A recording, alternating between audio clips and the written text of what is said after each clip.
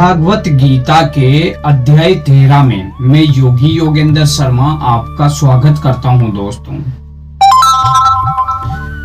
जो स्वयं को जान गया वह संसार को पहचान गया और जो आत्मा का रहस्य समझ गया वह जीवन का ज्ञान पा गया।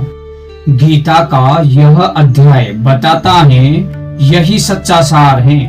शरीर है केवल क्षेत्र, आत्मा है उसका आधार। शरीर और आत्मा का सबसे बड़ा जो रहस्य है वो गीता के अध्याय 13 में बताया गया है। क्षेत्रज्ञ विभाग योग। इस अध्याय में भगवान श्री कृष्ण अर्जुन को शरीर, आत्मा, प्रकृति और परमात्मा के बीच का अंतर समझाते हैं। यह अध्याय हमें बताता है कि हम आत्मा हैं, शरीर नश्वर हैं, आत्मा अमर है, परमात्मा सबके भीतर विद्यमान है। अध्याय का मुख्य उद्देश्य क्या है? मनुष्य अपने शरीर को ही मैं मान बैठता है। जब शरीर बूढ़ा होता है तो दुख होता है, जब शरीर बीमार होता है तो चिंता होती है। लेकिन भगवान कहते हैं तुम शरीर नहीं हो, तुम आत्मा हो। यही अध्याय 13 का सबसे बड़ा संदेश है। भगवान कहते हैं यह शरीर ही क्षेत्र है। जिस प्रकार किसान खेत में बीज बोता है उसी प्रकार आत्मा शरीर रूपी क्षेत्र में कर्मों के बीज बोती है।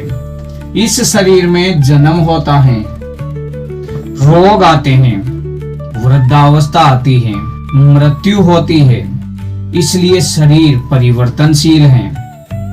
क्षेत्रज्ञ कौन है? जो इस शरीर को जानता है वह क्षेत्रज्ञ कहलाता है। अर्थात आत्मा ही क्षेत्रज्ञ है। शरीर बदलता है लेकिन आत्मा नहीं बदलती। जैसे मनुष्य पुराने कपड़े छोड़कर नए कपड़े पहचानता है, वैसे ही आत्मा पुराने शरीर को छोड़कर नया शरीर धारण करती है। परम क्षेत्रज्ञ कौन है? भगवान श्री कृष्ण कहते हैं मैं सभी शरीरों में स्थित परम क्षेत्रज्ञ हूँ। अर्थात आत्मा शरीर को जानती है लेकिन परमात्मा सभी आत्माओं को जानते हैं, इसलिए भगवान सर्वज्ञ हैं। वास्तविक ज्ञान क्या है? भगवान बताते हैं केवल पुस्तक पढ़ लेना ज्ञान नहीं होता। सच्चा ज्ञान है अहंकार का त्याग करना, विनम्रता, सत्य बोलना, गुरु की सेवा करना, इंद्रियों पर नियंत्रण करना, ईश्वर की भक्ति करना, संसार की नश्वरता को समझना, जन्म मृत्यु के रहस्य को जानना। अज्ञान क्या है? जब मनुष्य शरीर को ही सब कुछ समझता है, धन को ही जीवन मानता है, अहंकार में जीता है और ईश्वर को भूल जाता है तो वह अज्ञान में जी रहा होता है। परमात्मा का स्वरूप क्या है? भगवान बताते हैं परमात्मा सब जगह मौजूद है, सबको देखते हैं, सबको शक्ति देते हैं, सबके भीतर निवास करते हैं। वे बाहर भी हैं, भीतर भी हैं, वे दूर भी हैं और निकट भी हैं। प्रकृति और पुरुष कौन है? अध्याय 13 महत्वपूर्ण विषय है।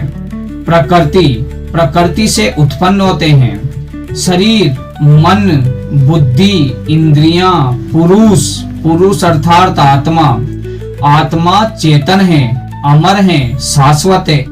प्रकृति कार्य करती है, आत्मा उसका अनुभव करती है।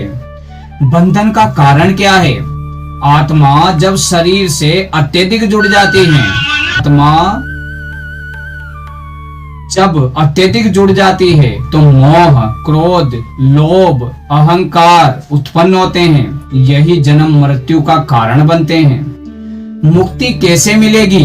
भगवान कहते हैं जो मनुष्य आत्मा को जान लेता है, परमात्मा को पहचान लेता है, शरीर और आत्मा का अंतर समझ लेता है, वह जन्म मृत्यु के चक्र से मुक्त हो जाता है।